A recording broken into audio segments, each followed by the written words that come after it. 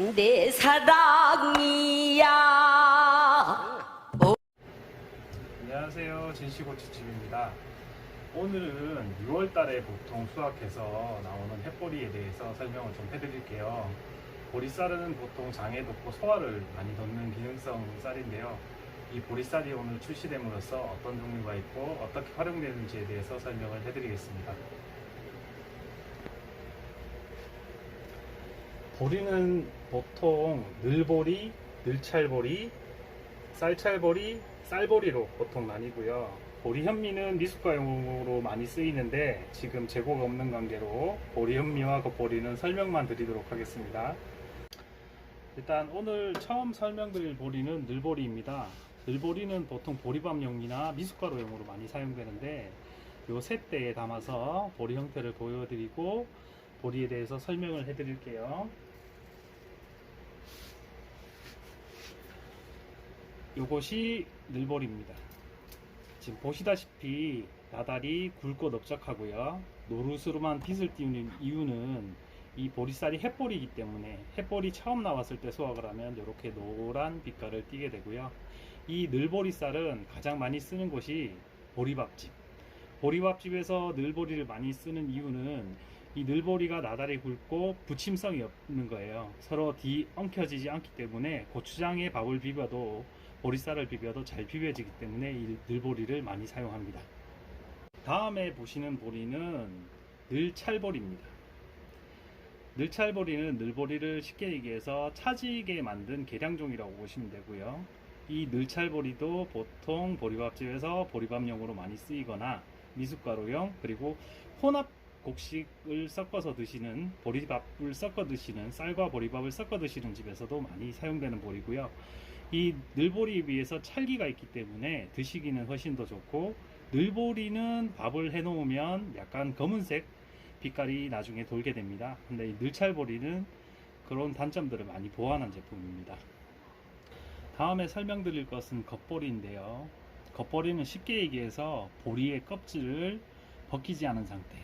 요즘에 TV에서 많이 나와가지고 그 새싹보리라고 해서 보리 싹을 틔워서 드시는 분들이 많은데 요 보리를 이용합니다.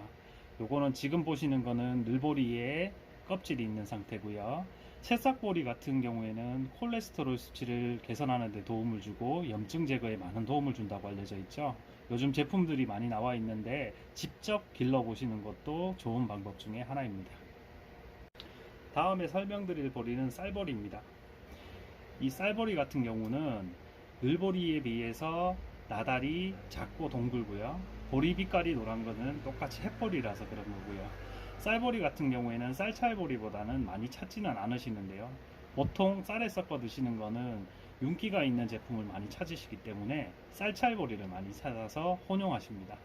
쌀보리 같은 경우는 쌀에 섞어 먹는 혼합곡으로 많이 나가는 제품이고요. 미숫가루용으로 사용하셔도 무난합니다. 다음 설명드릴 보리는 쌀찰보리입니다. 쌀보리보다 혼합곡으로 더 많이 사용되는 보리인데요. 이제 아까 보셨던 쌀보리처럼 모양은 유사하고요. 일반 밥을 지을 때 혼합곡으로는 쌀보리가 가장 많이 나가고 있는데 요즘에는 늘찰보리도 많이 나가고 있어요. 예전 보리 맛이 나기 때문에 늘찰보리를 좀 더 선호하시는 경우가 있고요. 쌀찰보리든 늘보리든 밥을 해놓으면 다 맛있다는 점 그거 알아두셨으면 좋겠고요. 보리를 좀 많이 드셔주셨으면 하는 바람이 있습니다. 요 쌀찰보리 같은 경우에는 쌀보리와 다르게 찰기가 있는 제품으로 쌀에 섞어 드실 때는 쌀찰보리가 조금 더 좋다는 점 말씀드리고 싶네요. 그리고 마지막 제품은 보리 현미인데 지금 저희 가게에는 제품이 재고가 없고 이 보리 현미를 설명드리는 이유는 보통 도전과 관련되어 있는데 현미라는 것은 실질적으로 이 겉보리에 껍질만 벗겼다고 생각하시면 돼요.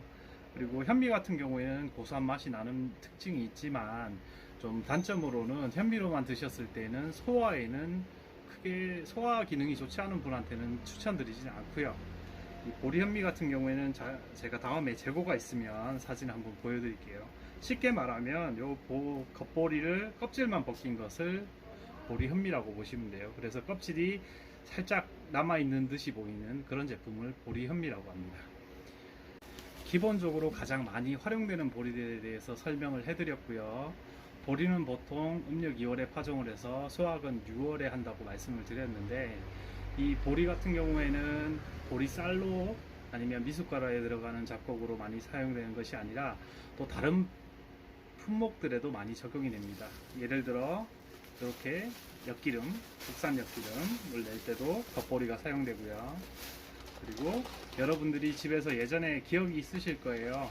이렇게 겉보리를 볶아서 보리차로도 드시는 경우가 많거든요. 그리고 오늘은 가장 많이 유통되는 보리에 대해서 설명을 드렸는데, 이 보리 외에도 기능성 보리라고 해서 흑보리, 그리고 자색보리, 청색보리, 겉보리, 이런 부분들을 섞어서 나오는 오색보리가 있습니다. 이 제품들이 혹시나 입고가 되게 되면 이 제품들에 대한 어떤 기능이 있는지, 그리고 어떤 효과가 있는지, 그리고 밥을 어떻게 하는지까지 자세하게 설명을 좀 다음에 드리도록 하고요. 이 방송을 시작하는 이유는 보통 제품은 모두가 다 비슷해요. 누가 팔든지. 근데 이 제품에 대한 정보를 공유해 드리고, 이 제품에 대한 효과를 공유해 드리고, 그렇게 설명드리는 것이 맞다고 해서 이렇게 녹화를 하게 되었고요. 다음에는 저희가 이제 고추집이다 보니까 국산 고추나 수입 고추를 구분하는 방법이라든지, 아니면 좋은 고추를 고르는 방법, 쌀도 취급하고 있으니까 좋은 쌀을 고르는 방법, 상주에는 어떤 품종의 어떤 쌀들이 생산되고 있는지에 대해서도 같이 정보를 공유해 드리도록 하겠습니다. 집에 있는 작곡들이 많기 때문에 방송을 하면 작곡 종류만 해도 몇 시까지가 되기 때문에 이런 정보들을 같이 공유하고 내 물건 팔아주세요 하는 것보다는 정보를 공유해서 여러분들한테 같이 나눠 드릴 수 있는 그런 영상을 많이 찍어서 올려드리겠습니다. 감사합니다.